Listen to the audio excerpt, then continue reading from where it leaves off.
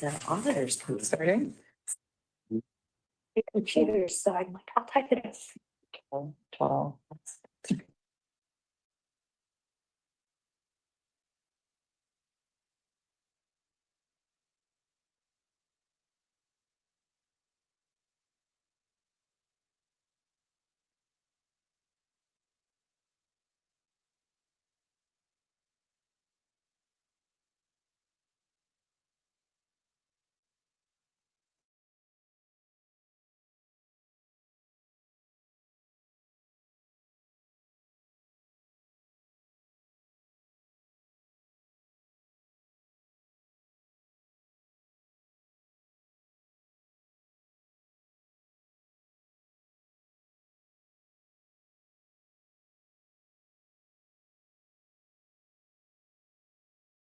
Participate and comment.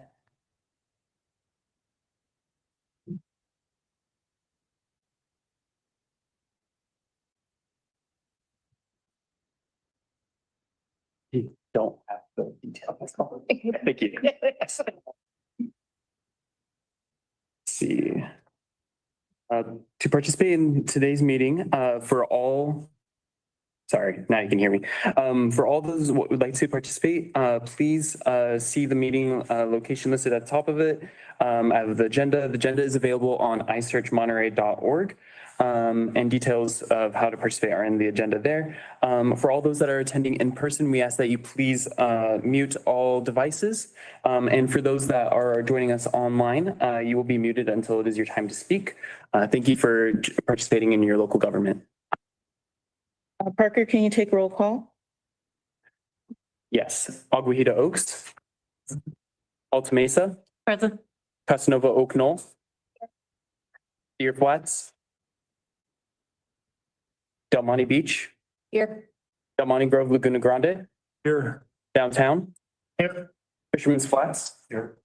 Glenwood. Here. It's now 6 p.m. and the library is open tomorrow at 10 a.m. Thank you and have a good evening. Okay, thank you. Monterey Vista. Here. New Monterey. Here. Oak Grove. Old Town. Here. Skyline. Good evening. And Villa Del Monte. I'm Uh, here. Thank you, Tammy. I'm an alternate. Thank you. And we have a quorum. Thank you. So we'll move on to general public comments. So we're going to ask for public comments on matters not on the agenda and within the jurisdiction of the NCIP. If there are any in-person commenters, if you want to stand up. Okay, anyone online?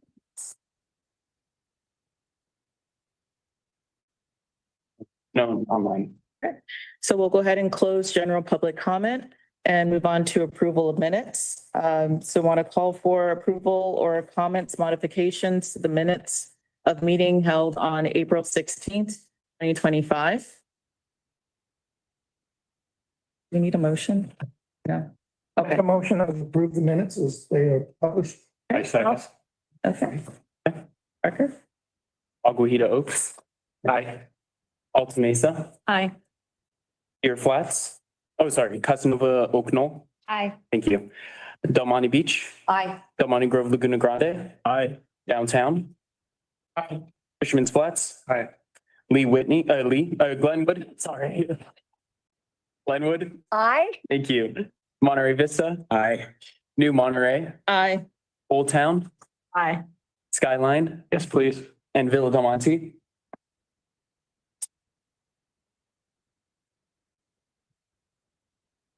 Villa Del Monte. Yes. Thank you. All right, motion approved. Okay, so we'll move on to informational reports and staff comments. So I'll pass it on to city staff. We don't have any prepared presentation for this evening. Just say briefly that we have been working on projects and we've to date this year, we've completed 4 NCIP projects, including most recently installed a new radar speed sign on Jocelyn Canyon between Deer Flats and Fisherman's Flats. That's it for this evening. Great. The next will be NCIP informational reports. I do not have any informational report to give, so we can move on to the public appearance item. So first public appearance item is to receive a presentation on fire stations 12 and 13 rehabilitation project status and recommend City Council appropriate additional funding from the Neighborhood and Community Improvement Program contingency balance. I'll hand it off to city staff. Thank you, Chair. So this is an update for an NCIP project that was approved for fire station 12 and 13 in the amount of $2.25 million. And the project was originally based on very rough order of magnitude estimates that we had. And since then, we did a facility condition assessment that provided a roadmap on the repairs. We also hired a construction management consultant to help us take a deep look into what was needed and add the price tags to everything that was needed in the facility. And so we have made great progress. We're here tonight to show you the progress that we made and to come back and explain all the items that are needed, what they cost, and give you a very comprehensive look. So I very much appreciate NCIP passing this project through. It's just a rough order of magnitude. We're here coming back to show you exactly what we plan on doing. And this is also an excellent example of the community benefit of NCIP. We all care about our firefighters, and this is just a great community project. So we're very grateful for this project. And with that, I'm going to give Chief Miller a few minutes. I'd like for him to give you a perspective of what this project means to our firefighters. Good evening, everybody, and thank you for giving me the opportunity to speak tonight. My name is Andrew Miller.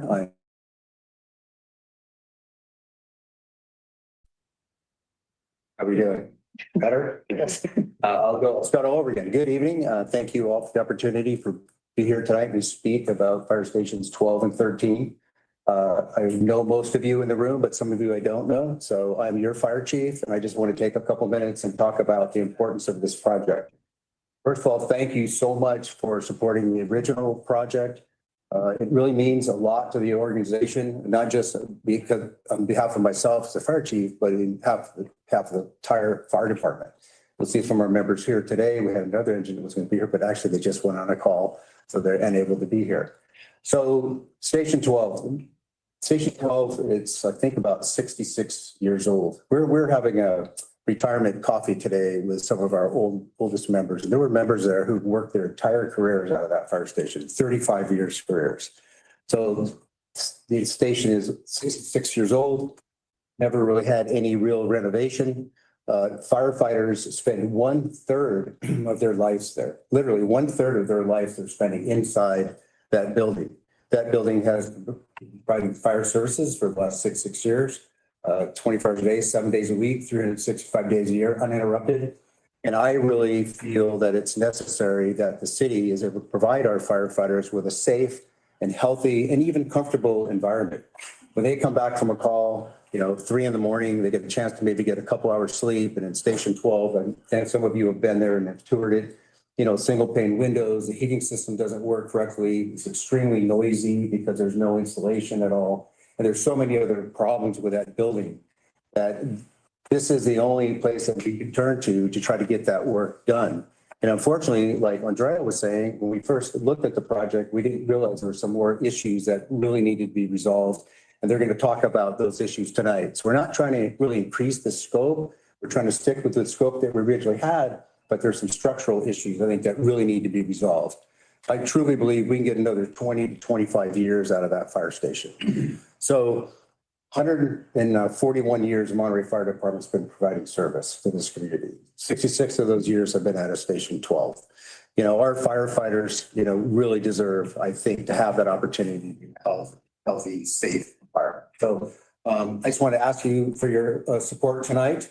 It's truly appreciated. We appreciate everything you've done. Also thank all of you for your civic duty that you're doing. So I know you don't really get much out of this except for the volunteering for your community. It really means a lot to the neighborhoods that you serve. I also believe that this would be a resident's priority. I believe not just me as a fire chief and the firefighters in the city, but I also think the residents would truly appreciate that we do whatever we can to provide that environment for our firefighters. So thank you for that. Appreciate it.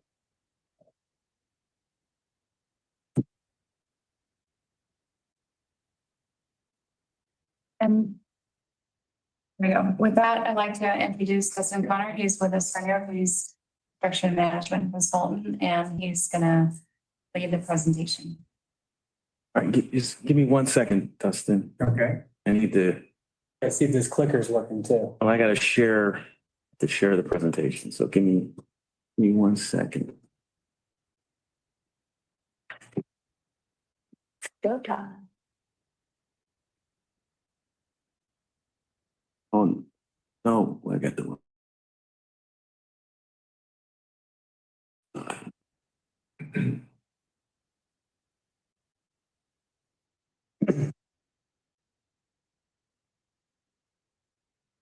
Give me 1 second here, sorry. Just want to make sure I have the right one. Because I have two.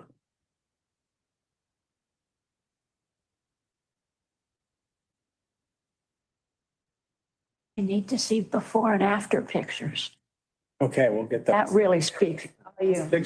So we'll be ready for the afters.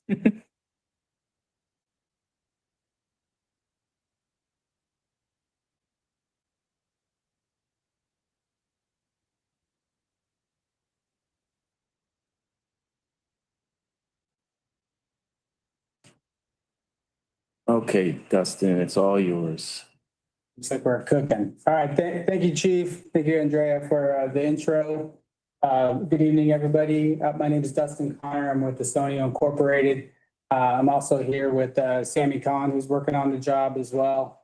And we're super excited to be part of this project. We've been hired by this city to take over or take charge of this Fire Station 12 and 13 projects. And 12 is actually City council and talk to you at the same time, so I'm. No, that's okay, and they don't have the reset yet. They will have that when we go into our recovery area. Okay, Sorry, everyone, let me get it. any way that I can there we go. Okay, So like I was saying, this is actually a personal project for me. My father-in-law worked at Station 12. He was captain there. And so it's kind of cool to be part of a job where I know somebody who worked there for so many years. But so with that said, we're coming online to take this project from all the way through. So we're getting through the scoping right now. We're bringing on design firms. We're going to put this project out to bid, general contractor bid. And then when the construction occurs, we'll be there through the construction and overseeing all that work and then through closeout and delivering it back to the city. So here's I put this NCIP nomination form up here just to recap what was part of the original plan on in this building. And like Chief said before, we're not really changing the scope here. It's just we're giving an update of what's going on. So this building is seeing its day. And the scope proposed is doing a full refresh on it. We're going to look at all the building envelopes, so the windows and the roofs and the paint. We're going to do mechanical systems, plumbing, electrical, get all that back up to speed, and then do a full refresh on the interiors. Big laundry list. So when we got hired by the city, we were looking at Station 12 and 13, and 12 was the one that was like, let's start with 12 and get through 12. We can't have two fire stations down at one time. So we've staged this. So 12 is going to be our focus tonight. We've done our legwork on 12. And we're ready to move to the next step, which is design on 12. So I'm giving an update. This is our agenda right here, which is progress to date. We're going to go over our proposed scopes and our findings. We have an estimate to present, and then I'll show you what we're up to as far as schedule on the project and then next steps. So progress to date. So a couple items to note here. The first two are on the NCIP list, and general services is taking care of that. So the generator work out front has begun. I believe they have a pad out there ready to go. And then there was an electrical panel that was of concern, and general services took care of that. There are other electrical issues that we will be getting to, but that was immediate to be addressed. City hired construction manager, that's us. We're excited to be here, like I said. And then we got brought on around March time. And from there, we went and did many visits at Station 12 and 13 and met with the fire department and really got our head wrapped around what this project is, what we need to do to get it done. We've met with many engineers and estimators to get pricing figured out. We've talked to vendors and local contractors on where we're at with pricing so we can be a little more confident with where we're at with numbers. And then we drafted a full renovation estimate from those meetings. So that's what we have here today. And then we've developed like schedule, like I said, and then we actually started our first interior design meeting this afternoon. Our interior designer was on site and they're starting all those detailed meetings about the insides. So we're gonna get into recap of proposed scope and what that all will look like. Starting with the roof. The roof's a single ply roof that's probably 20 years old. It's end of life. It's got drainage issues, drains to a window on the side of the building. We had Weatherwell, the roofing company, come do an analysis on it. They said that yes, replace this roof. They're proposing a 40-year roof. It's a spray-on roof that encapsulates all parts of the envelopes. There won't be any cracks or seams or any voids dimensions. So the roofing is one of the big items for the envelope to be taken care of on this project. Next are the windows. There's like 40 plus windows on this building. They're single pane aluminum windows. We're looking to do a retrofit window on this and seal up with a dual pane energy efficient window, last for the next 30 years. Exterior paint, kind of rounding off that building envelope item, is paint the building, fix some of make it look good, and then also fix some of the cracking that's going on with the stucco. Moving on to the inside, the kitchen needs a whole new kitchen. The current kitchen is inadequate for this use. It doesn't flow properly. It doesn't function. There isn't counter space. You can see that the whole counter is covered with all the appliances they need to function in there. And then the next slide here, you can kind of see there's an island that blocks people from getting around. So this is a draft idea. This isn't official, but you can see we're looking to open this thing up, add some counter space, upgrade all the appliances so they're industrial and in good use for the next 20, 30 years. Restrooms are the same thing. Restrooms look to be original 1950s restrooms, and they are also. There's been some upgrades here and there. They've added a women's shower room. They added a little stall for the toilet, but overall the finishes are old. They're failing. Again, function doesn't work. Shower rooms are terrible, and so plan to redo both restrooms upstairs, and then downstairs there's a single stall restroom that is going to be turned into an ADA public use restroom. So we need to transform that so you can get a wheelchair in there and actually have ADA compliant restroom when people are visiting the fire station. All the doors are end of life. They're hollow doors and they rattle on the jambs. They don't provide any privacy. You can hear through them.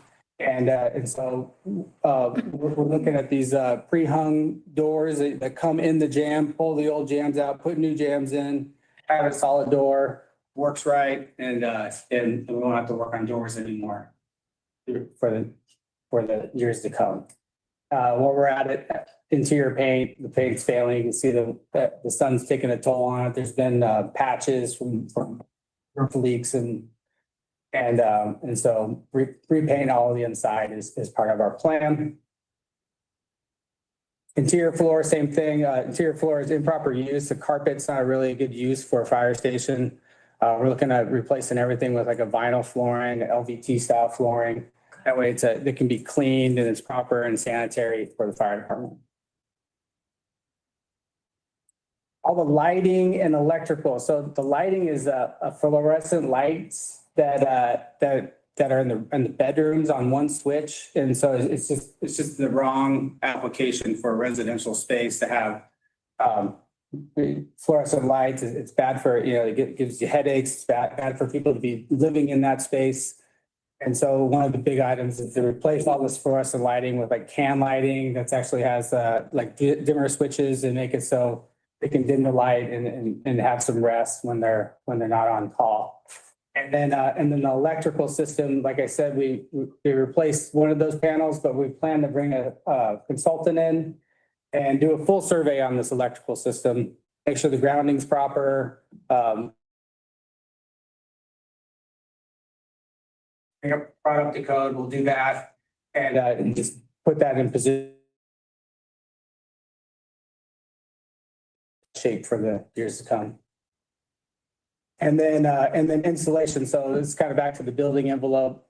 In order to get comfort and Title 24 and energy efficiency, we're proposing to do blow-in insulation on all the walls and the ceilings. This was an interesting one. So the apparatus rooms where the fire trucks park. And when we originally showed up, there was like a low spot in the middle of the engine bay, right around here. And so we said, okay, easy, we'll cut that out and patch that in, and we'll north side of the bay. There's some the suits are in the way, so you move the suits out of the way. You see that the slab is actually separating from the wall all along there. It's settling. So that's just going to get worse as we keep parking trucks in that area.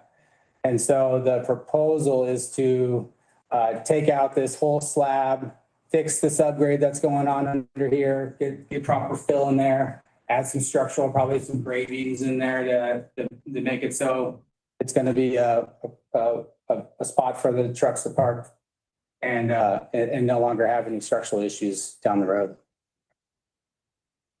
ADA access, I mentioned the bathroom, but we have this Monterey ADA transition plan update that we're gonna apply to this project as well. So we have path of travel from our right of way into the entrance of the apparatus room. That's the public entrance. There's a doorbell there. So we need to fix that path of travel so it's ADA compliant.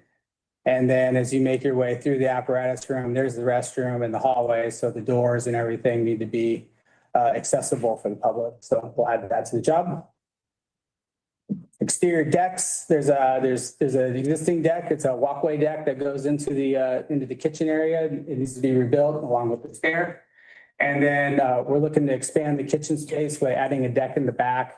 Kitchen's already really small for that space, and adding a deck in the back seems to be a good approach to giving more space for the fire department. And we're rounding things out here. HVAC system. Currently, they have a boiler system with radiant heating in the building with valves that don't function very well. Antiquated, energy inefficient. And so the approach is to take that whole radiant system out, get some basement or outside on a pad, and then they have individual cassettes inside each room. You can control each zone on its own. It also provides heating and airflow. The radiant system doesn't even provide airflow right now. So that's kind of the gist of the scope. And so we're at the project estimate. So to recap, Fire Station 12 and 13, the overall funding is $2.25 million. And the specific funding for 12 currently is $1.05 million. And with all of our estimating and research and efforts, we are looking at all-in costs to do all the scope at 1.95 million to get that all done. So I listed some of the major items here. What's not listed here is some of the other things like the flooring and the doors and interior paint, whatnot. But those are the big ticket items listed on the slide here. Schedule. So right now we are, like I said, we're working on design. So depending on the scope that's decided on, we're going to keep moving on design concurrently with these discussions. And our plan is to have design wrapped up by the end of July. And then we're going to work with the architect of record. We'll bring on an architect of record who will put together construction drawings, and they'll put those into permit in August. And we plan to put this thing out to bid in October and start in December. And just to recap on where we're at. So we're requesting a budget increase to get all this project done now. It really makes sense to do all this project now. We have designers, we have construction managers, we have our contractor. To chop that up, that just means we'll have to do something else again and spin up all that stuff. Our recommendation is do it all now and be efficient. We're gonna put the fire department out while we're in there. And to do that twice doesn't make sense as well. And then on 13, like I said, our focus has been on 12. So once we get 12 under control and we bid it out and we start construction, then we'll start digging in deep on 13 and getting those designs spun up. We plan to do 13 in 2026. Current estimates are about 1.6 million and the original estimate was 1.2. So a little bit of a gap as well. And with that, I'm going to hand it back off to Reggie for the next slide. Okay. Questions after. For Dustin, could you share a little bit about, you said that we had, what was it, kind of a high level seismic survey of the building was done as well? Correct. Yeah, we had an engineer come and check out the slab when we found that separation in the apparatus room. And he was looking at the as-built and the footings, and he feels that the way that the building was built is it's in good condition seismic wise. All right, thank you, Dustin. All right, so and to wrap up here, kind of the request and recommendation that we're here tonight to discuss further.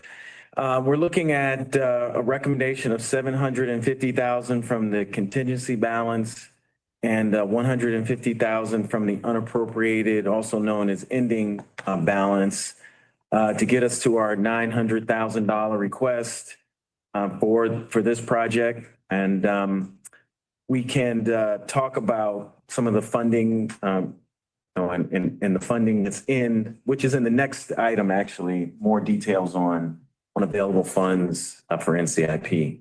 So with that, I think we'll open it up and we'll let the committee ask some questions, and then we'll take it to the public before we have any deliberations. Okay, so are there any questions from the committee members? And again, these are clarifying questions at this time. Just out of curiosity, if you're replacing the roof, at some point in time, would that roof be able to have solar panels? Especially since we're going to be talking about climate change here next week.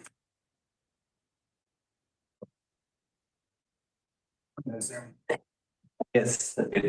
Sam, if you could come to the. Gotta come to the mic, yeah. Yes, solar panel can be installed at any time after the new is installed. Any other committee questions? Yes. Does 750 consume all of the contingency balance? It would consume the vast majority. I think right now there's roughly 794,000. It would leave around 40 some odd thousand in the contingency. Any other questions?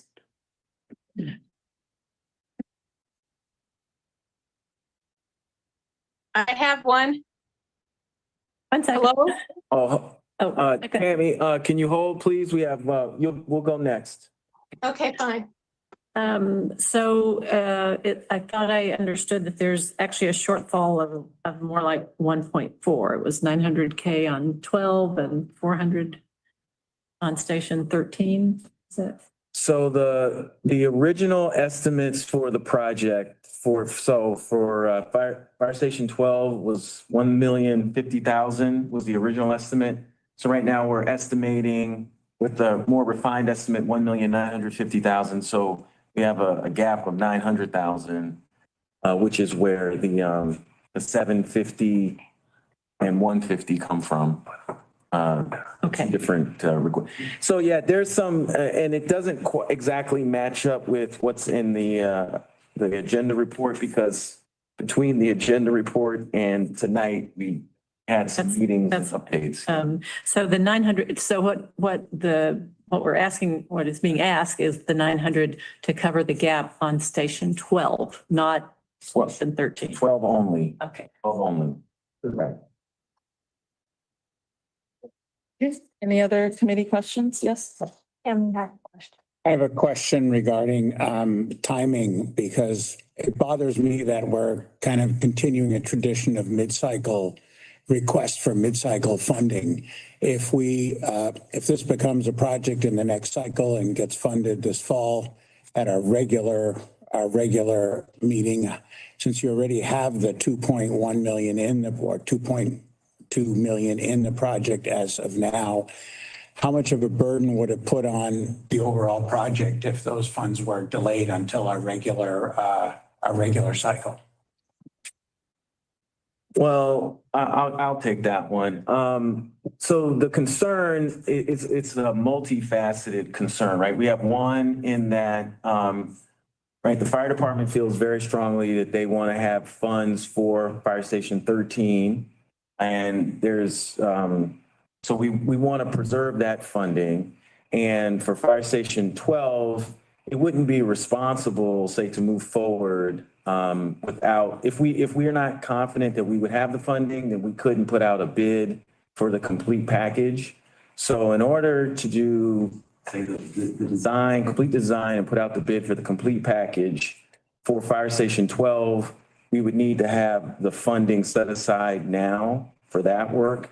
And then Fire Station 13 and preserve the Fire Station 13 funding. And then also keep in mind that with the change in the calendar for the NCIP cycle, actually, the projects that we look at this coming cycle won't get to City Council until March or April of 26. I have a question, but I believe Yeah, well, let's. Tammy had one first. Yeah, let Tammy go. Tammy, if you're there. It kind of broke up on my end. We are talking about the roof. Is this going to be like a roof max spray, or are you guys re-roofing the building?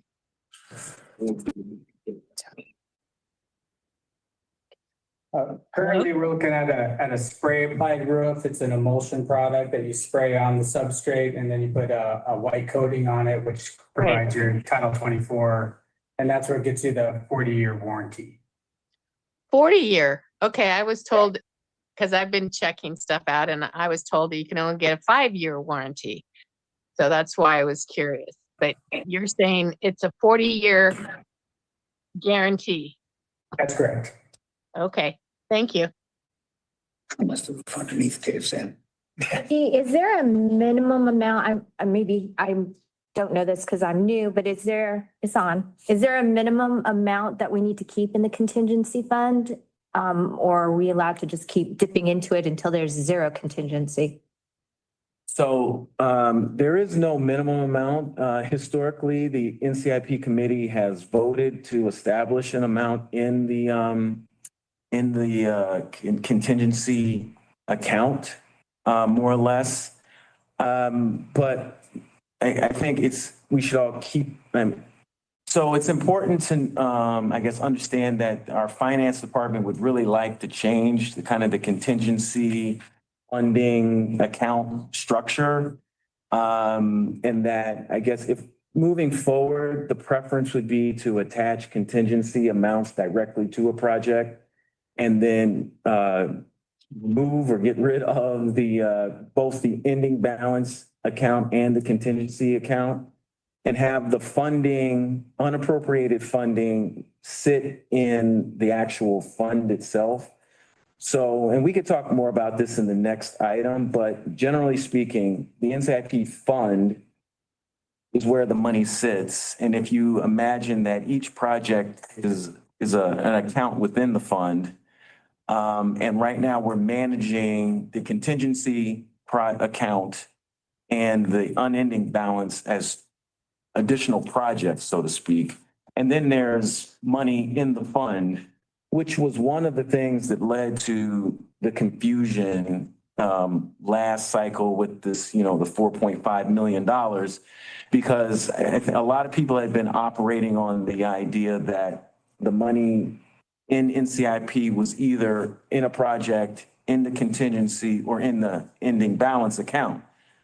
And they were, so to speak, had lost sight of the fact that there was actually money in the fund that was not associated with any one of those three categories. So one of the things that we'll be doing here in the next cycle will be taking a look at how we appropriate contingency going forward.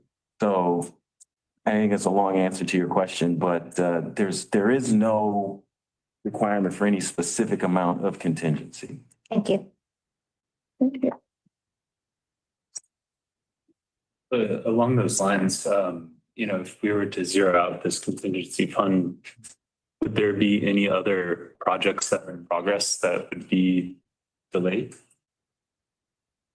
So the vast majority, right, so there's roughly 75 active NCIP projects, with the fire stations being one of those 75. The vast majority of those projects are, I think, well-funded. The estimates are pretty solid. And we actually return, somewhere on, it's hard to say.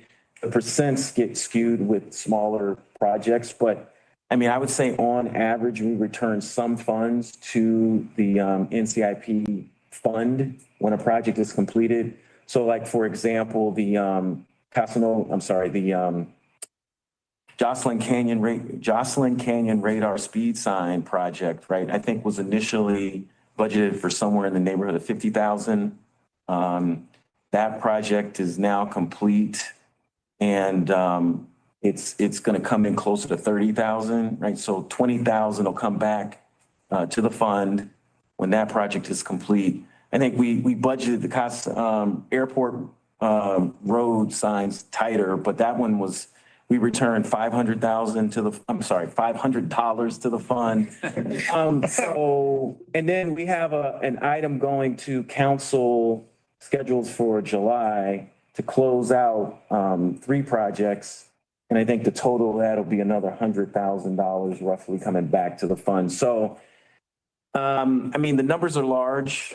I understand that, but there's money. It's constantly moving in the fund. Projects are closing out, money comes back in. So, I'm personally not concerned about existing projects and funding. We're all just going to have to, I think where the rubber meets the road is going to be coming up in this 26 cycle, and kind of, which projects will get funded. And I think there's going to be a lot of competition. Any other questions from the committee? Well, let me check and see if there's any online. Well, not yet. Well, that's public comment. So no more committee members. We'll open it up for public comment. Is there anyone in person who'd like to give a comment? Please raise your hand so I can see how many. Looks like 2. Okay. We have online. 1 online. Okay. So we could do 3 minutes. Okay. All right. So we'll go ahead and start here in the chamber if you want to come in with your comment. Yes, good evening. My name is Gina Sessions, and I am the position of a community member. I'm also alternate for Monterey Vista, but I want to speak to this issue as a community member. I cannot think of any funding request more important or valuable than from the fire department. So I think many of our residents would also feel that way, because we're talking life and death in many ways, not just for fire, but for emergencies, for our elderly that may suddenly need somebody. So I wanted to really put a big yay down. I want to really compliment the presentation. So you guys really did a good job. You explained what it was, what you needed to do. You gave the listener the impression there was a plan that was well designed with timelines, with budgets, with outcomes. And I was convinced that you will complete this, which I think is one of the things we as the community who are participating in these projects need to consider how we can actually create the plan, create the timeline, and create the impact of a result. And so I would like to really commend them for that and raise a hand in favor of you guys voting for them. Thank you. Did you want to come up?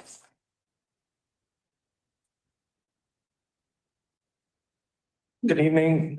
My name is Ken Hutchinson. I'm Vice President with the Monterey Firefighters.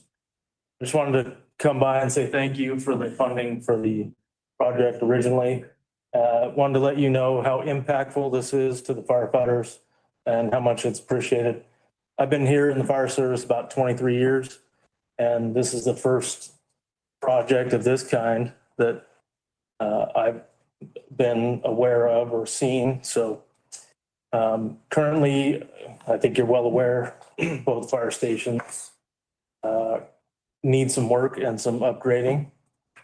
And this project, I think, is much more efficient to complete in one project with the additional funding as opposed to doing this in pieces. It can be a little impactful going through a remodel in a fire station, having to relocate our operation in parts or pieces or entirely from the building we're in. So I just wanted to thank you guys for hearing this update on the estimate and reviewing and hopefully increasing the budget for this project so that it can be completed. Thank you. Okay, so we'll go to the comment online. Hey, Tom, you should be able to speak. Thank you, Reggie. Yes, hi, this is Tom Reeves here. Yeah, this project, as many of you know, our neighborhood was not in favor of the project. I personally was in favor of it.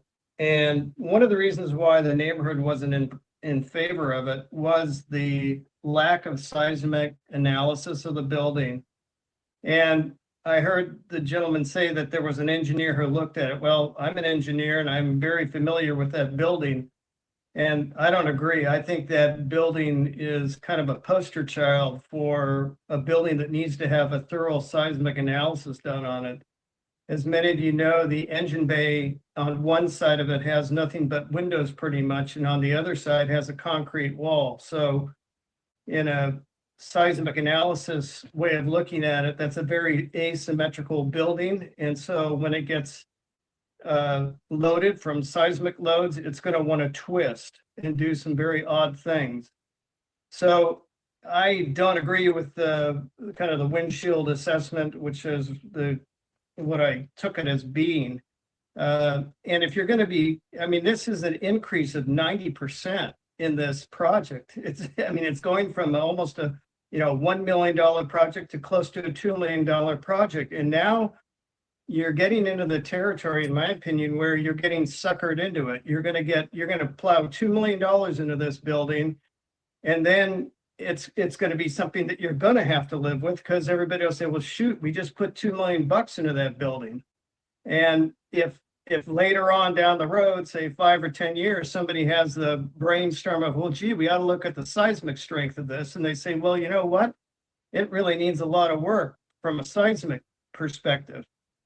Well, now you're kind of stuck with saying, well, we already plowed the $2 million into it. Now we got to plow more money into it to strengthen it. And you might be better served to look at the seismic strength of the building, see what that would take to bring it up to a modern day standard, just like we're asking for with Hilltop Center, before you go and put even more money into it. So that's just my thoughts on it. Thank you very much. We'll go ahead and close public comment and open it up to comments from the committee. Does anyone have any comments?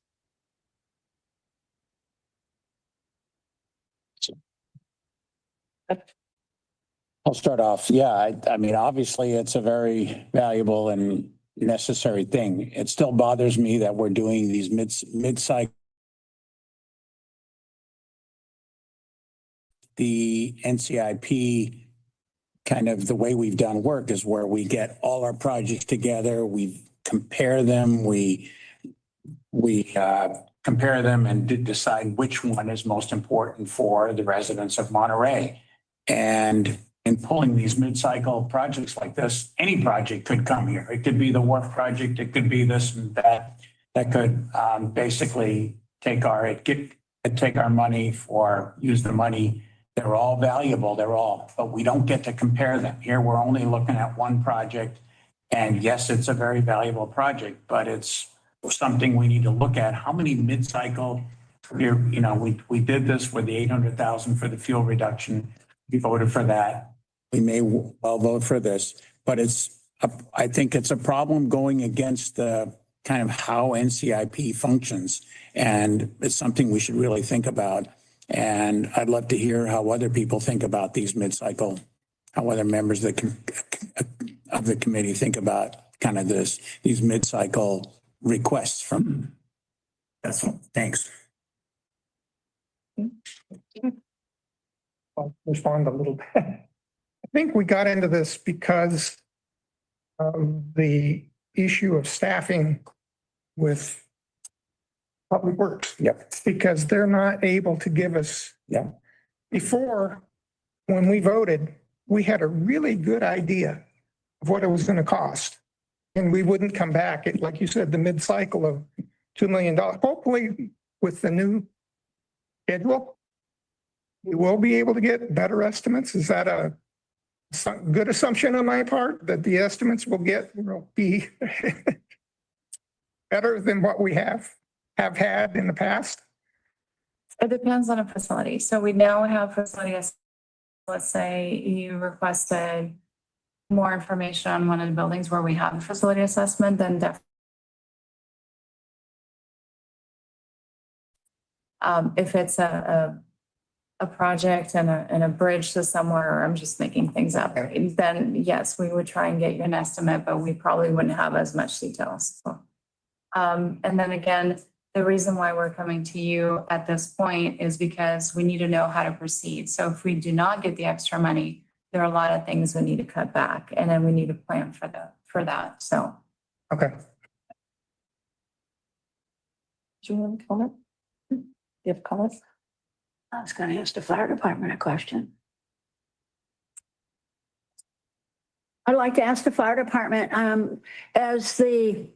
when the work goes on, what's going to happen to our response time, and how displaced are the firefighters going to be? If you could just give us an example.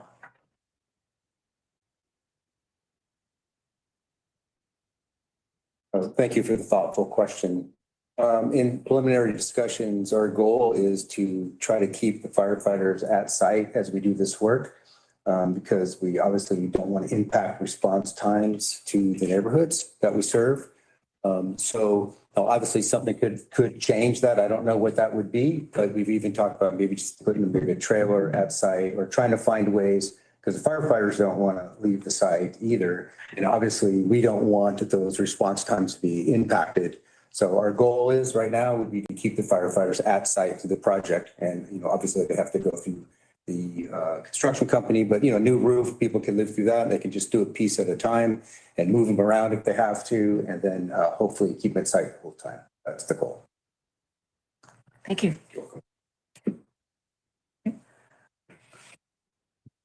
I don't think I have any questions for you. Thank you, though. As a retired deputy sheriff, I know what it's like to work in a building that's literally falling apart and is substandard, and probably would not get a building permit under current standards. And as a planner, I understand that sometimes you start former planner. I understand that you start a project sometimes and things are discovered during that, which would account for the fact that they need additional funds. But I think with the job they do and the area they cover and the shifts that they work, even though deputy sheriffs and firefighters don't always get along, they're there 24/7 oh, not 24/7, but they're there for 24 hours. I think, is it 3-4 days on? 3 days on, 4 days off. And that's a long time to be in one place and they're living there. And, you know, if your toilets aren't working and you're not able to sleep and the wall in your truck bay might fall down.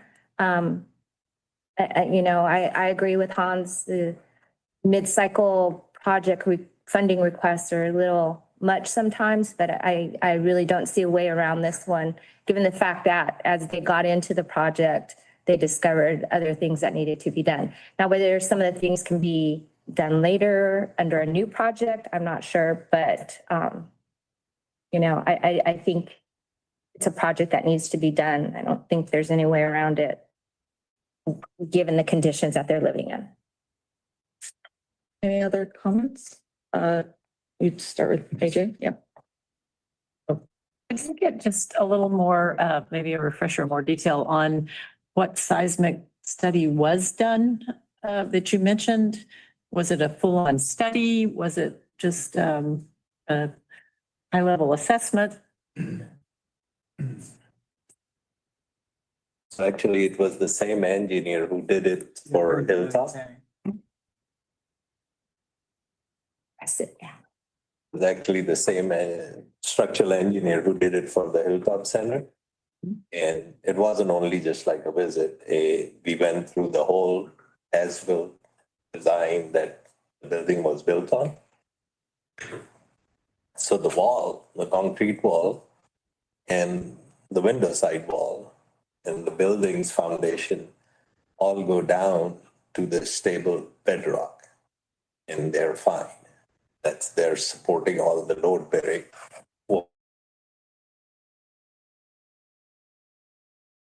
From the front of the garage, when you go back, the natural soil is at an angle. At the end, it's almost 7 feet deep.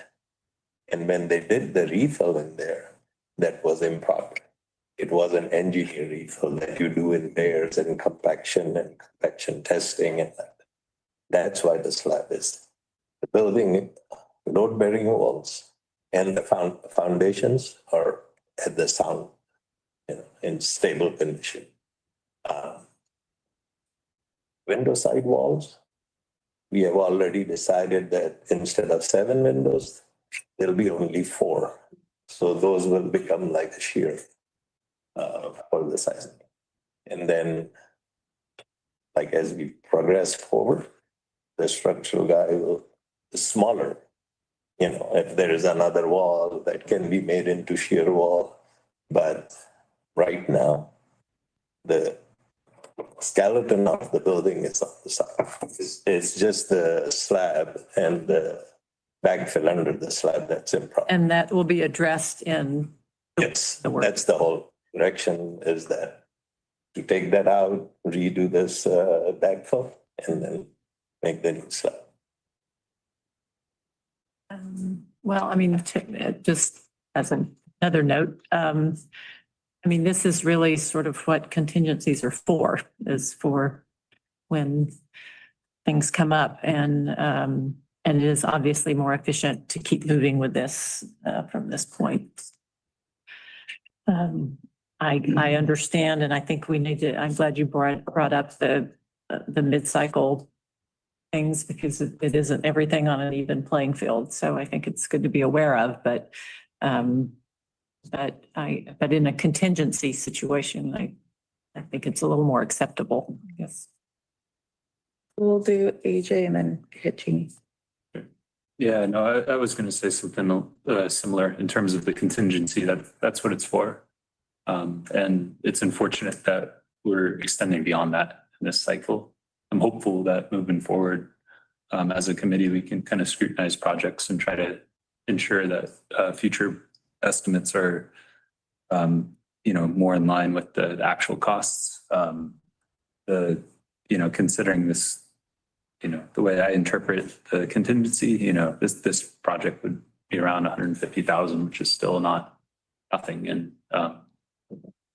definitely not ideal, but feel it's quite important to move forward myself.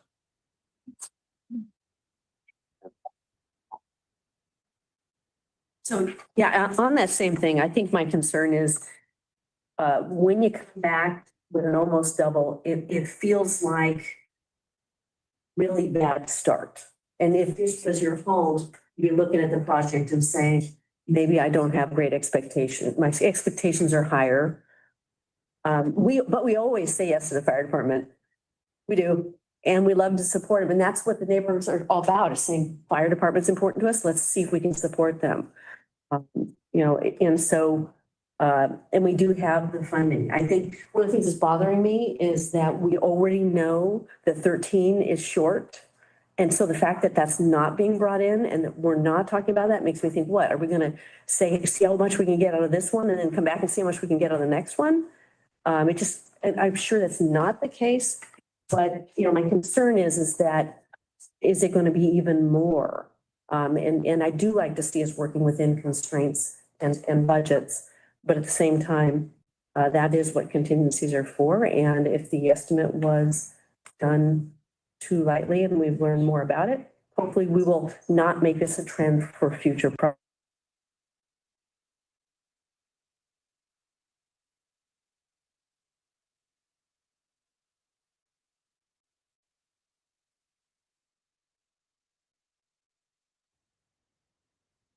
I think the issue that we discovered with the soil, that alone was about $400,000. So again, it's we want to remodel your kitchen.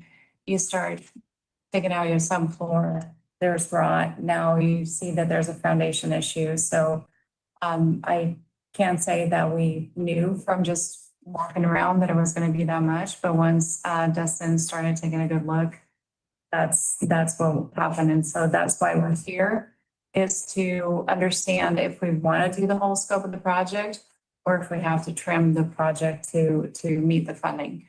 And for Fire Station 13, Dustin's going to do the same thing.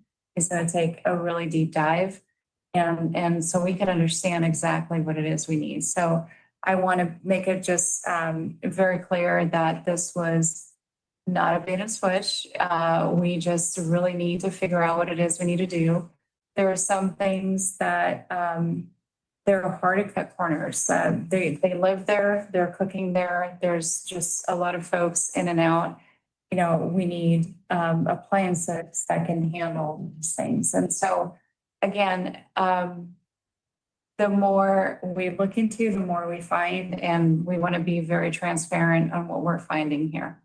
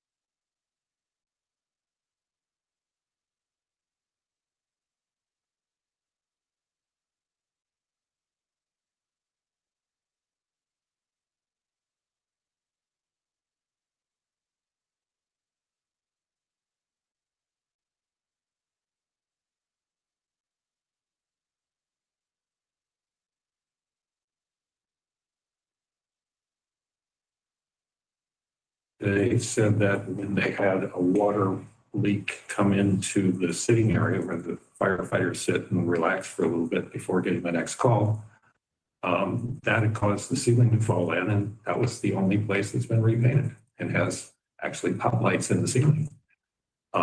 This building needs attention. Looking at the 2024 statistics, there's 4.27 calls a day out of this facility to service the citizens in a reasonable location and time response. 1,500, almost 1,600 calls come out of that station a year. Station 11 is much higher. Service of the bigger area and has, that's where the population sits around that needs to be serviced. My feeling is do it right and get it done. And if you're open for a motion, I'd say I move we fund the $900,000 for the fire department, Station 12, and let's get her done. I want to try to make a comment before we get a second on that. But honestly, a lot of my thoughts were echoed by comments already made by different committee members. I think this is exactly what contingency is for. I am not surprised that more money is needed based on the age of the buildings. For Hilltop, the initial assessment was roughly 2 million. And so 2 million for 2 different fire stations.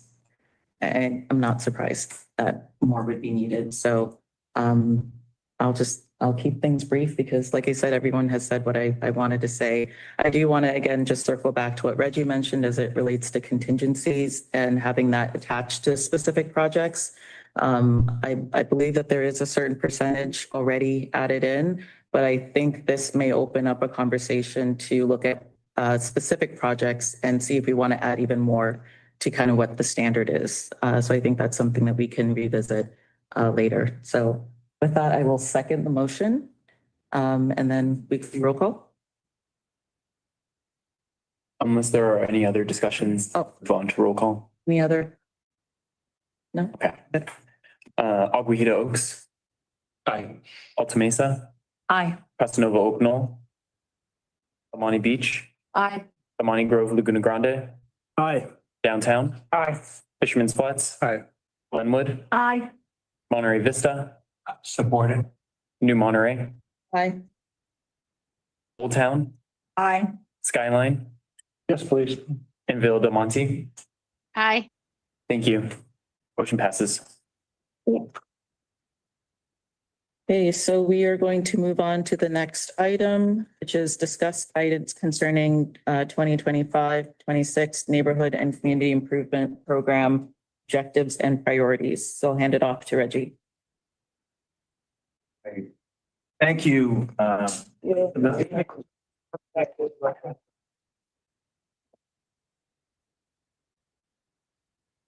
Party at the firehouse.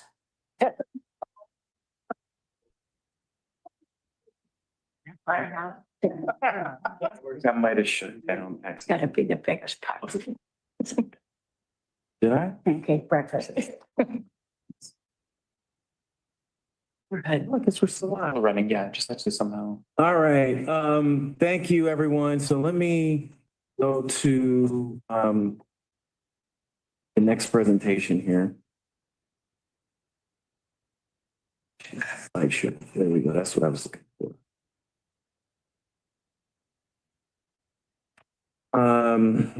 And let's give this a second to update.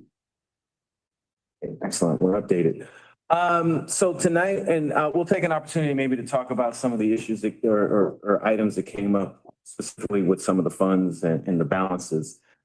So we're going to talk about the presentation that we gave roughly 8 days ago, or exactly 8 days ago, to City Council and the guidance we received from City Council on project.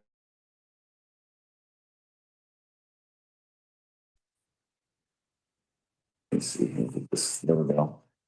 And I mean, we're all familiar with the original purpose of NCIP to preserve the uniqueness of Monterey. And the 16 neighborhoods and 15 representatives. So I just won't spend too much time on that. Just briefly, the NCIP was created 40 years ago now. Measure B set aside at least 16% of the transit occupancy tax to the NCIP fund, to the Committee for Capital Projects to improve residential neighborhoods or projects of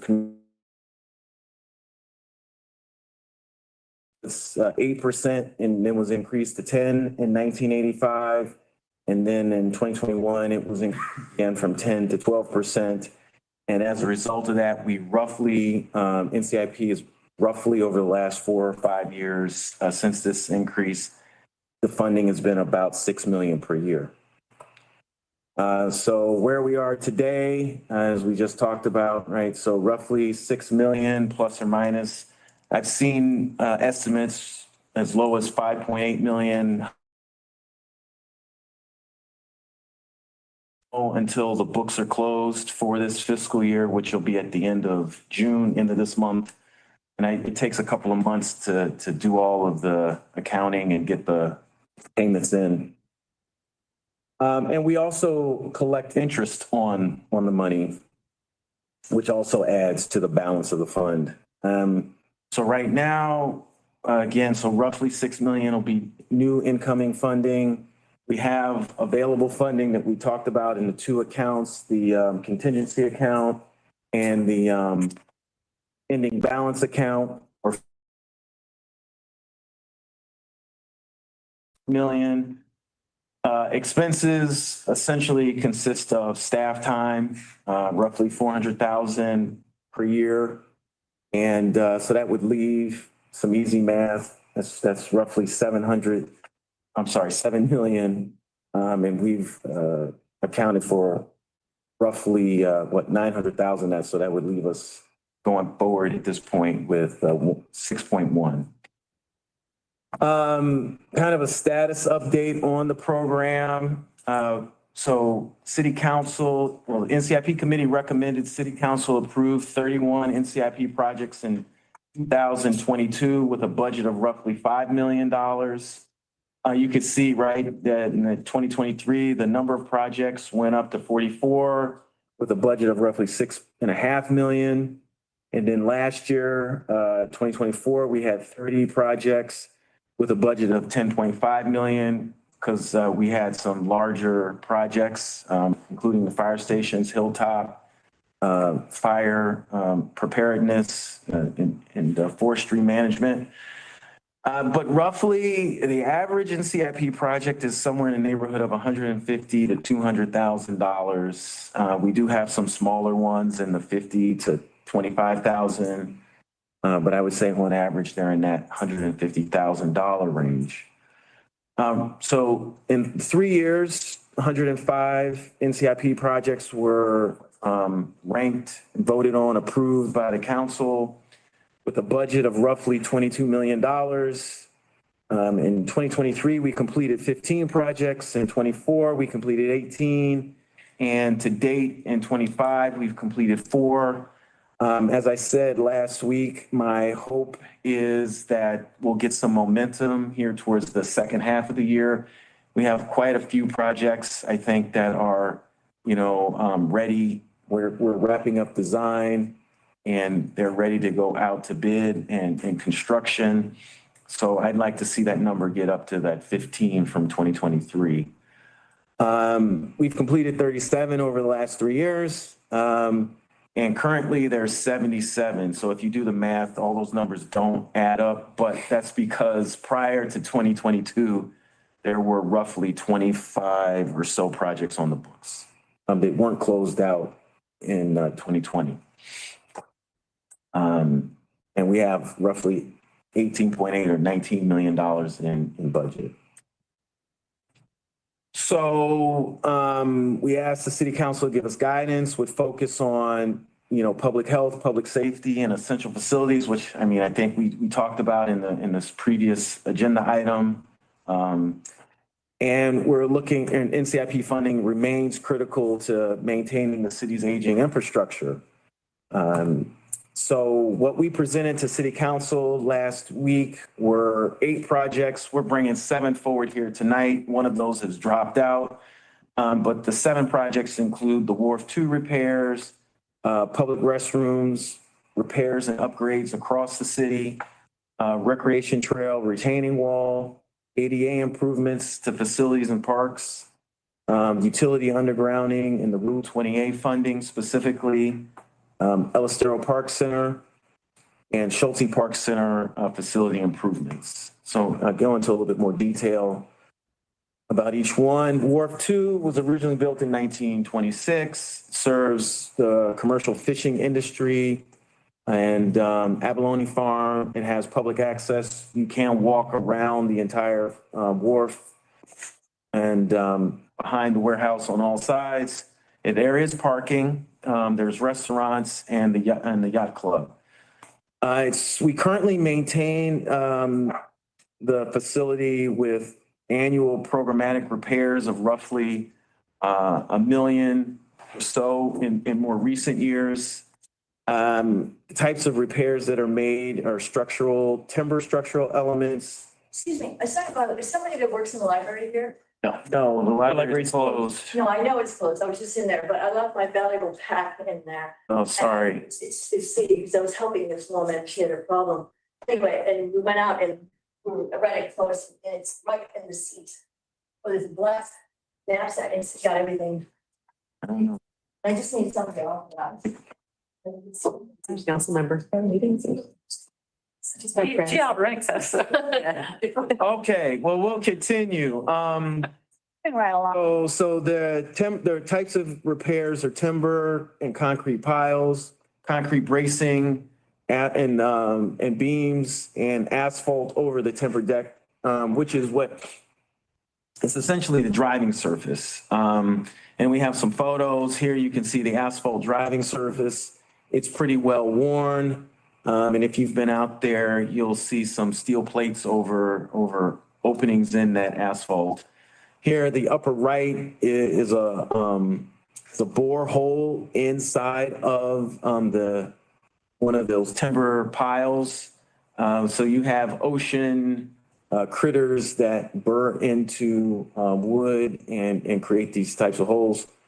And then on the bottom right there, you have this is a photo, and the key part of this is one of these supports for the deck. But we do inspections from the water side to see kind of what the condition of the wharf is in. But this type of damage you wouldn't have seen from beneath because it's rot from above when you get wear in the surface and water gets in there and it rots out the beam from above, so it wasn't visible until we opened it up. Citywide public restrooms. I'm sure everyone has had an experience in one of the city's restrooms. There's approximately 33 across the city. They're located generally in the high tourist locations and at community parks. They show wear and tear, right, despite concerted effort by the staff to clean and maintain them. And they are due for repair and upgrade. And this project is different. And we can talk about this in some more detail, but for previous NCIP projects. And so what you see here is a stainless steel, commodes and faucets and sinks. We try and make them durable. I think we're replacing most of the porcelain with stainless steel when that happens, when it comes up. But I mean, they're just, there's only so much you can do. So then recreation trail, again, we're all familiar with that that facility here. There's a roughly 3.5 mile long portion of the trail within city boundary. It's part of the larger trail. It's roughly 18 miles. It goes from Pacific Grove up to Casterville. And the part that we're focused on here specifically is the roughly 1,000 foot of linear feet of the wood retaining wall in the Lighthouse Curve area. So what you can see here is so we got the pressure and force from the soils at the Lighthouse Curve is pressing on the wall where it's pushing out in that first photo. You can see some just deterioration from age and weather. So we have rot where, there's essentially nothing left. In some places, those are those next two photos where you see signs of rot. ADA improvements, as was brought up in the fire station presentation, there is, the city updated the ADA transition plan in December of last year, 2024. And part of that, I highlighted an estimated need of over $20 million over the next 5 years to do improvements to facilities, parks, curb ramps, and so on across the city. Obviously, it's a long-term process, and we're looking to get some support from NCIP to start or to continue that. Undergrounding, again, we talked about this last year. There's lots of reasons to do it, including reducing power outages from downed trees and the fire risk concerns. It's incredibly expensive. I think the numbers keep getting bigger, and it's closer to $1 billion for the city. Currently, we only have 5 miles of utilities undergrounded in the city with roughly 98 miles remaining.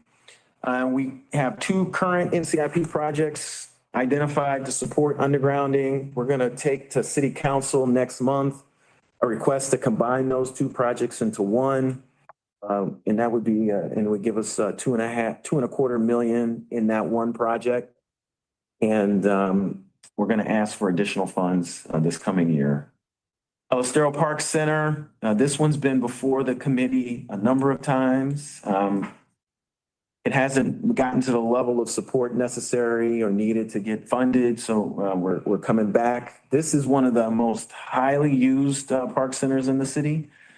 It was opened in 1955. Classes are daily basis. There's classes there, there's meetings, there's various activities. There's dance space, there's cooking classes in the kitchen facility. And it needs a lot of the work that we've talked about, with the fire stations and Hilltop. The roof needs to be replaced, gutters, downspouts, the windows, painting, doors, right, all of that. It needs new lights. The city would love to have an emergency generator here, especially given its central location. I think right now we pull one in on a trailer as when needed from Ryan Ranch. But yeah, so again, a lot of things that we're all familiar with. So here's some photos of the facility. You can see some of the condition.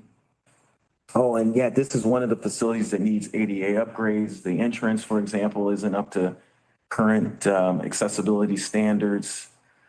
Here's the kitchen space. Again, I think some of the things we talked about before, some of the counters are not sufficient for what's being done in that facility. The windows are single pane, inefficient. Schulte Park Center, it's a historic building. This needs a new roof and at a minimum exterior paint. And I know that, there's other projects that are needed, and we'll be coming back with a more detailed request. So the recommendation that we requested or presented last week, 1.65 million for Wharf 2 repairs, 800,000 for restrooms, 250,000 for the retaining wall, 300,000 for ADA upgrades, 1 million for utility undergrounding, $1 million for El Estero, and 250,000 for Schulte Park. And that concludes the presentation, and I can take questions. Okay, so we'll open it up for committee questions. Any clarifying questions? So, a couple of questions. The citywide public restrooms, does that include the restrooms here in the library? I'm sorry. We haven't finalized the list, but that is on the 33. The library is one of those on that list. ADA, does that also include the library? It's open to any facilities, yes, at the city. Because just so the community knows, I know the library is going to be submitting a project for upgrading ADA restrooms and things like that. So I know that's coming. Also, just so you know, the generator is also brought here, and this is also a public place where everybody can go. So same as down at the youth center.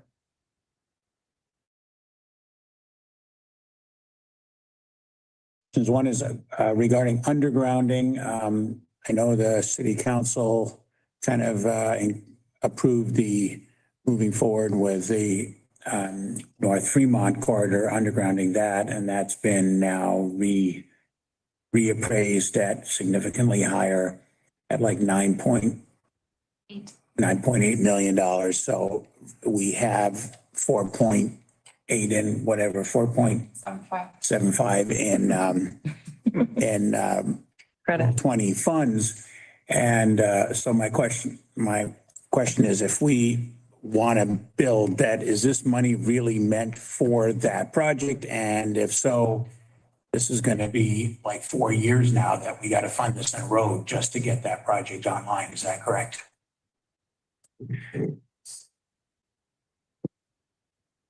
So for Rule 20, we right now, the new estimate from PG&E is at 9.86 million. We have 4.75 in PG&E credits work. And we have $214,000 in CIP money and $250,000 in MCIP money that we have talked about the pilot program becoming in 28. So we're short $4.65 million for that. But this is not going to happen probably for another 10 years. There are quite a few cities that are in front of us. As they drop out, we might get further in the queue, but I don't expect it to be for another possibly 5 years. So the estimate is likely to change again. But if you're looking at today's numbers, we're short about 4.65 million. Which means that this, if we fund about $1 million or a little bit more per year, it'll be 4 or 5 years before we have enough money to be able to do this. Yes. So just for everybody to understand. Okay. The other question I had was on generators and the importance of generators.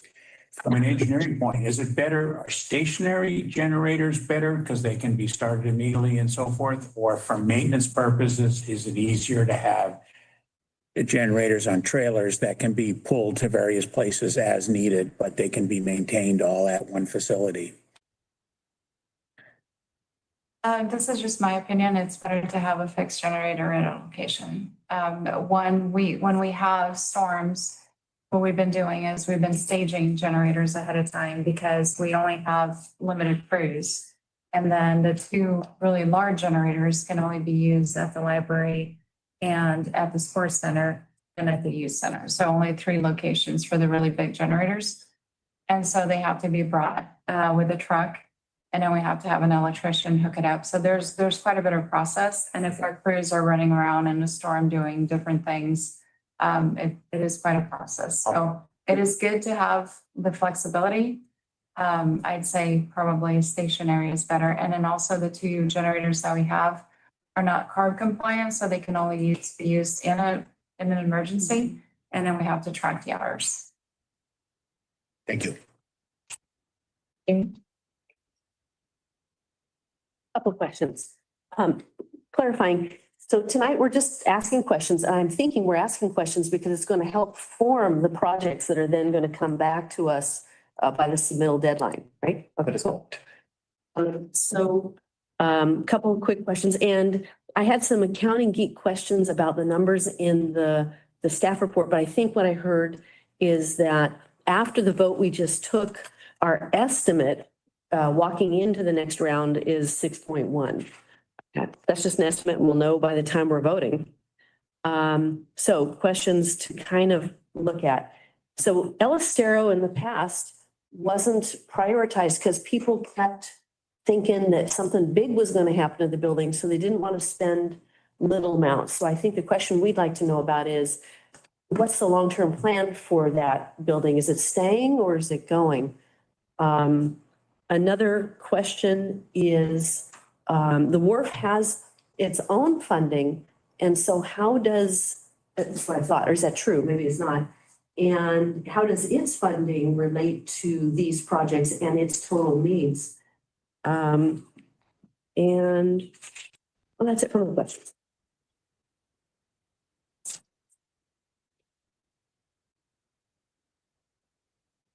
Good questions. And so these are just, and the numbers, please, they're just very generic roof numbers. Like, for example, ADA, like Reggie said, it's going to be, upwards of, I think it's $8 million for parks and then another $8 million for facilities. So we just put some of it so we can get started.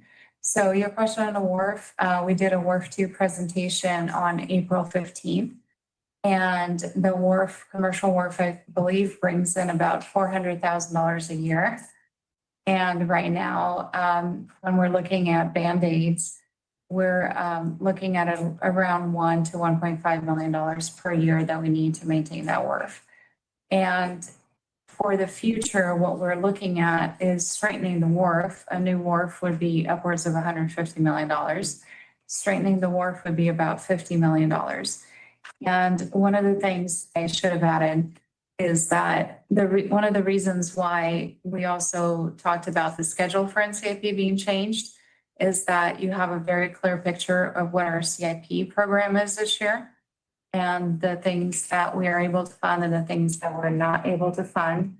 And then also we got the council priority discussion before the projects are actually submitted. If you remember in the past, the priority discussion would come after the projects were submitted.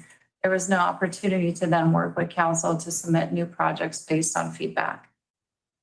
And Elistero, thank you.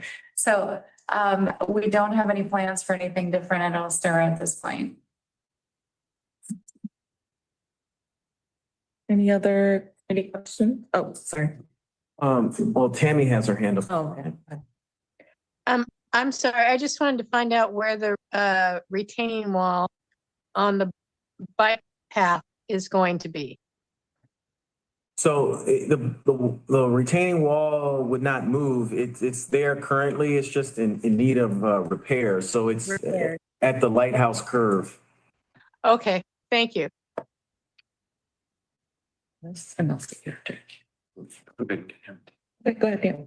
Does the restroom work substantially take the place of the previous NCIP restroom study that didn't materialize? Right. Oh, no, sure. No, go. Okay. So at this point, I don't believe we have water or funding to do any new restrooms. So what we want to focus on is the experience for the visitors and the residents as well. When I go out with my kids, we use public restrooms. And so they're not looking very good. If you look at some of the ones on Canada Road, they have the walls have holes in them.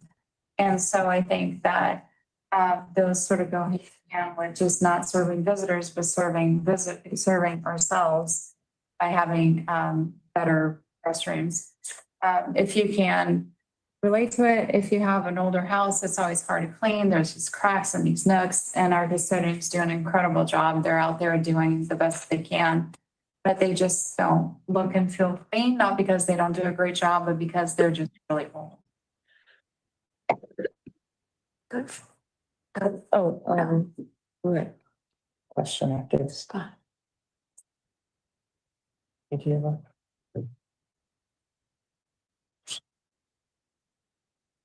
Down to me again. In terms of generators, I think the best way to go with the generator is to have an automatic transfer switch that when the utility goes out, the generator starts by itself, which is what I've set up in other businesses. And I think that's, the library is kind of a business too. So that's, to me, the most preferred, particularly if it's CARB legal and you don't have to worry of how much exhaust you're putting into the air. My political statement for the most. Reggie, how much does your list add up to? Because I saw the numbers, but I didn't get my calculator out fast enough. List is a little over 5 million as it is today, right now presented. Thank you. Team. Without 13, yes. Which was, I think, leads back to my previous statement. There's going to be a lot of competition in 2026 cycle. And yeah. So far, there's no fuel reduction in there. That's right. And there's no fuel reduction in this list. Yes. That is also correct. Yeah, I did you have another question? Is there no fuel reduction because we have a new forester and he hasn't had a chance to, or is there no need for fuel reduction? I can't imagine the latter. He continues. And I think we were having a conversation prior to the start of the meeting. We haven't put in a request because we were here several months ago. We haven't so we're still going to try and figure out kind of where the funding falls and what we need here. And we're going to do that in the next couple of, obviously by the July 31st deadline. which I guess is a reminder to everyone, NCIP applications or nominations are due July 31st. And I'll send out an email as well, and we'll post something on the website, but just this as a reminder, NCIP nominations are due July 31st. I have a question about restrooms again. So you mentioned that there's no water for new restrooms. There has been a project submitted the last few years for a restroom on Cannery Row. And that has been supported by staff in the past. So I wanted to ask clarification if that would be feasible. We'll have to check on that one. I know that there's probably no water for.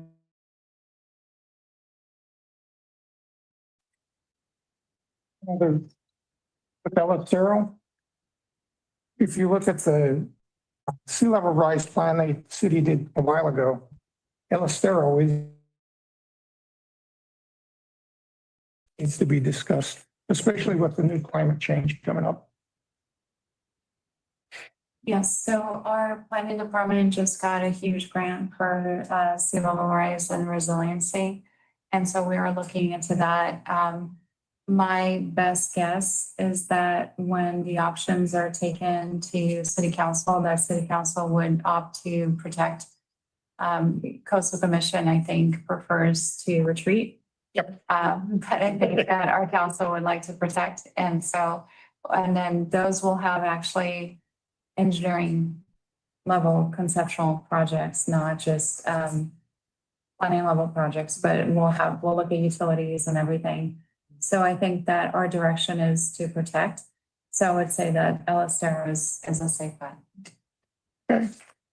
Adrian? Two quick questions. One, in terms of the restrooms, I know that gain water credits from conservation. I'm curious if there's any out there that we can gain. And then second, as it relates to the wharf, elaborating on whether or not this is, in your view, kind of considered like year-over-year maintenance, or if this, the current idea of that project is kind of above that. And if you could kind of elaborate a little bit on what that might be. Sorry, can you rephrase the last part? Oh, just for Wharf 2, there's the one slide that was shared, there's, $3 million invested to kind of maintain the wharf over the past 6 years. This number is obviously a bit higher. And so just kind of curious, like,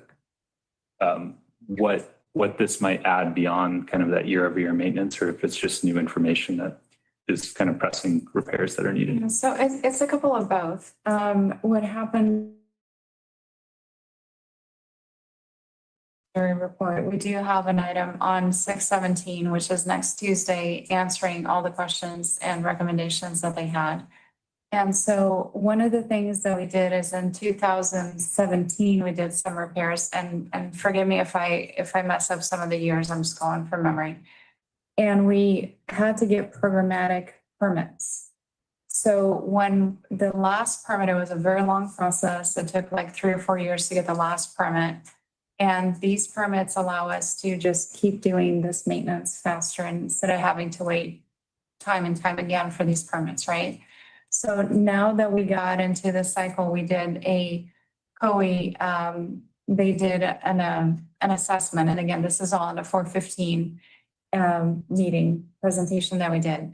And their assessment is that the money we were spending on the repairs is just not enough anymore to keep the wharf in poor condition. And I know that sounds weird, but poor condition is an American Society of Civil Engineers rating. It doesn't mean it's going to fall in the ocean. It just means it's not in great shape. It's nearing the end of its useful life. It's over almost 100 years old. So the money that we have to spend every year has gone up quite a bit. And so this is why it explains a little bit on why we didn't do as much as we needed, because we were waiting for all the permits in order to go ahead and do it. And then now our consultant said that we need to be spending around at least $1 million per year. We are applying for grants, but it's kind of a long shot because we're not a commercial port and we don't have transportation. We're also not a transportation port. But we are looking at different ways to try and get grants as well. So the placeholder that we put there is basically just the basic repair that needs to be done over the next year, year and a half. And then you had one more question, I think. Just like I know that when you replace old, less efficient fixtures, you gain water credits, and whether or not there are any opportunities left within the city public restrooms. Thank you. So I believe that we've already replaced them all. So that we try to get that water conservation. Any other committee questions? So we'll close committee questions, open it up for public comment. Is there anyone present? If you could raise your hand if you'd like to make a public comment. I see one hand. And do we have anyone online? There's one online. Fine. Okay, so we'll have you come up. We'll give you 3 minutes. Hello again, Gina Sessions. And again, I'm speaking more from the community perspective. Is the microphone on? You just need to get close. It was on. Okay, oh, sorry. It's okay. No, that might be closer up there. You're good. Close enough. There you go. There you go. Because Hans is here, he's our rep, so I'm really speaking more from my perspective. And, you know, my comments are maybe blunt and please excuse me, they are not targeted to any person or any group of people. I'm fairly new to Monterey, and so cultural perspective from other experiences. And so I just want to share some of that. When I read this part of the agenda, I had this kind of, here we go again. We're not going to get anything done. Because it seems like there is this thing that happens between the communities and CIP projects and the cities. And I will tell you that I don't really have an egg in either basket, truly, because haven't been here that long. But my experience of it is that the community projects kind of get a lot of flurry from the beginning because we want to get things in and take up the space and the money. And that may not be the agenda, but that's what it feels like. We want to get them in. And when we get them in and vote on them and put them on the docket, they sit. So we have a big community kind of outreach and involvement, which is really, really good. But we don't have a really strong project approach. And I'm not talking about anybody because this was true when I first got here in 2017, and there's a whole different group of people. So this is not related to any individual that's anywhere. And so when I read this with the city, I thought, well, a couple things. One, why doesn't the city just get all the money? Then we can focus on our projects and maybe we can get some of our NCIP projects done and the city can go do and get what they need done. And I know that's unpopular because there are beliefs about what might happen in the future, oh, we'll never have our money again, which that would be bad. But on the other hand, it doesn't seem like we ever move from this position. And so I would ask us, are there things we can do differently so that projects that are sitting on a long list, and we saw them, I mean, Reggie, I don't know how you keep track of 74. I did projects years ago and I never had 74 projects. I mean, this is a huge number of projects.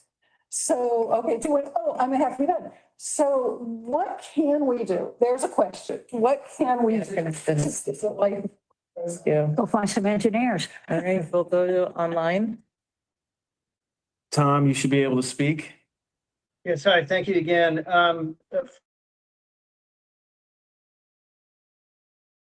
It's really a point of order, and I'm surprised none of the committee members have brought this up. You were talking about the minutiae of, should there be a transfer switch, not a transfer switch? You got into these details of things without asking the question, why are you even here with this?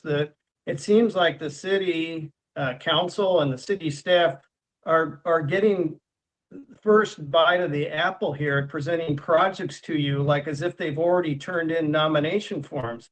They're no different than any other applicant. Turn in the form, and then those projects will be considered along with all the other projects. Why are they before you and you're debating the merits and demerits of that and the details of it? It just seems patently unfair to me that that's happening. With respect to Wharf 2, Wharf 2 is one of the most expensive structures there is in this town. And for the NIP to be filling in the void of that, I think is just an egregious abuse of NIP monies. I don't see that having any tie to the neighborhoods whatsoever. That wharf is in need of fire sprinklers underneath of it. That wasn't talked about. That's something that's been a need for decades. When it comes to undergrounding, I turned in a project nomination, and my idea is to provide $2 million a year for 5 years. So it'd be 5 years of funding guaranteed at the rate of $2 million per year. That kind of goes back to what the previous speaker was saying. That would provide, since we're getting a bite of the apple here prematurely, I'll plug my project, which is that you should be considering projects like that because it will reduce the project load on staff and it will provide a stable base for undergrounding to occur. So yeah, I mean, my biggest thing is Wharf 2 and how this whole presentation to you this evening.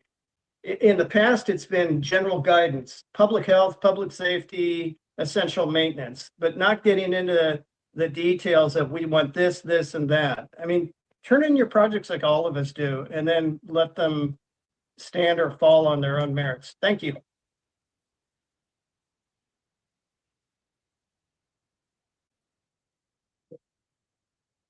Hey, Chair. So I want to go back to the meeting that we had in Hilltop where the NCIP committee had a conversation about if the city has priorities, then let's be transparent about what the priorities are. And I want to quote Kurt. I think at the time you said, well, if you have needs, then tell us what your needs are.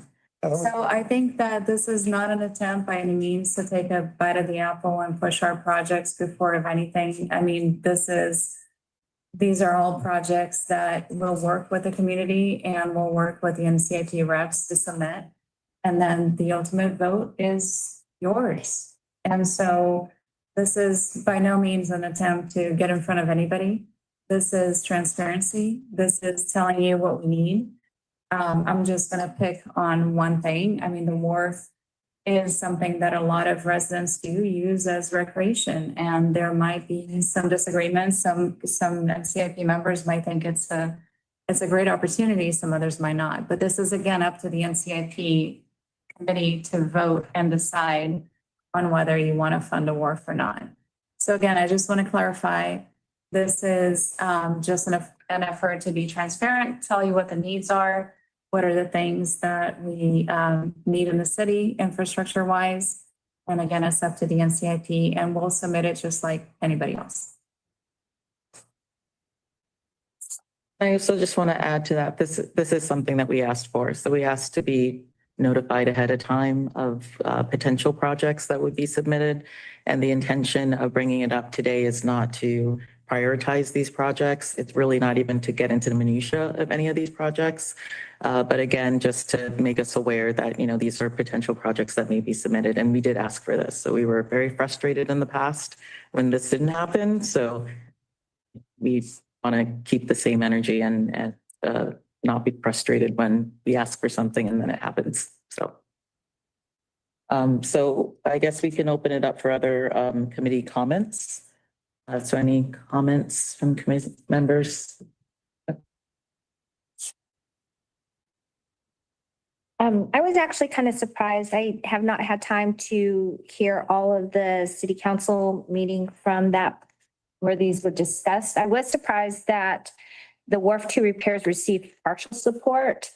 I think what happened in Santa Cruz should be kind of an eye opener. I use the wharf I like to go there. I think it's a very iconic part of our city. I think it's one of our city symbols, for lack of a better term. So I was surprised that the Wharf Two repairs were given only partial support by city council. And I didn't know the reasoning behind that because I haven't had time to listen to the full meeting. And I appreciate staff taking our comments from the Hilltop meeting and coming to us with these. Again, this is kind of, I'm viewing it as informational. There's no ask, there's no prioritize this. I took it as this is just staff taking what our feedback to them from Hilltop and just giving us a heads up. So I appreciate that and thank you. Any other committee comments? Well, I can say we're all, the city and us, we're all in the same boat, Monterey sinks or swims weather. So us working together, I think is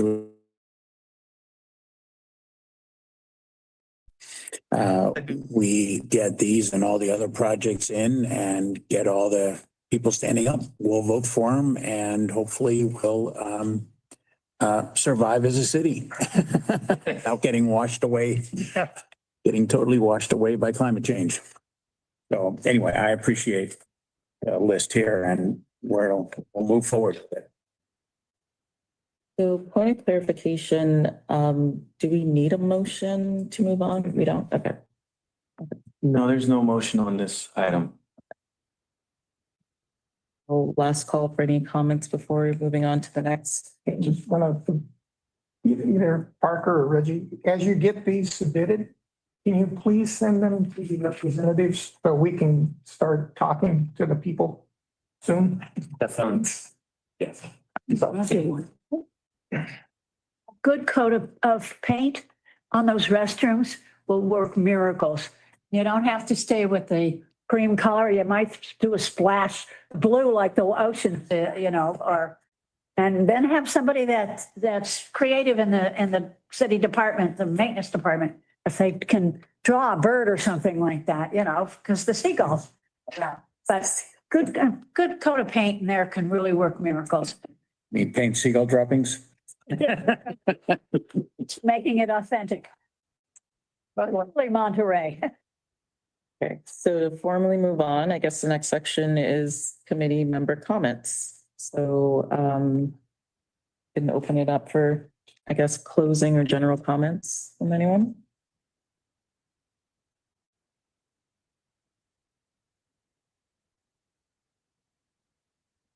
Good. I just wanted to appreciate the, discussion today, and it's nice to kind of have a little bit of a pulse on what the city was looking for in this next funding cycle, and look forward to kind of reviewing those projects in line with all the other ones. So. When is our next meeting? Oh, you're stealing this. It's gonna be another special meeting? So we're not gonna, we had on the agenda or the calendar a special meeting for July 2nd, which this is replacing that special meeting. So we're not gonna have a July 2nd meeting. Then I think the next regular meeting is September 3rd, which is on the agenda. And that's when we'll start the whole review of projects. So we'll get into every other week pace for I guess 6 weeks or so, something like that, or 2 months, 8 weeks. And with voting the week before Thanksgiving. So it's going to be September, October into November. So yeah, and we'll get back into that regular schedule. And then I want to encourage everyone to, follow the city council agenda, because there's going to be a meeting and discussion on some projects, next Tuesday. And then we're going to bring a number of NCIP projects, the things we've discussed here, the bike repair station and some other projects, the closeout projects. They're going to come to city council on this July 15th, I believe it is. There's no July. The first Tuesday meeting is postponed or not canceled. So we'll be at the second meeting, the July meeting.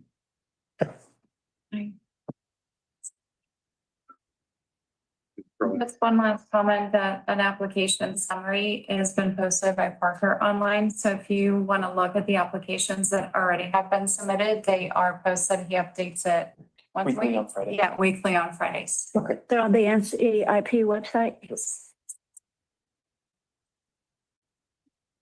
So I have a closing comment. I really appreciate the cooperation that's going on between city staff and NCIP and committee and all of us working together. I think it's great. I think it's very positive. Just to echo what AJ and Dennis said, I appreciate the communication between the members during the meetings with city staff and the members.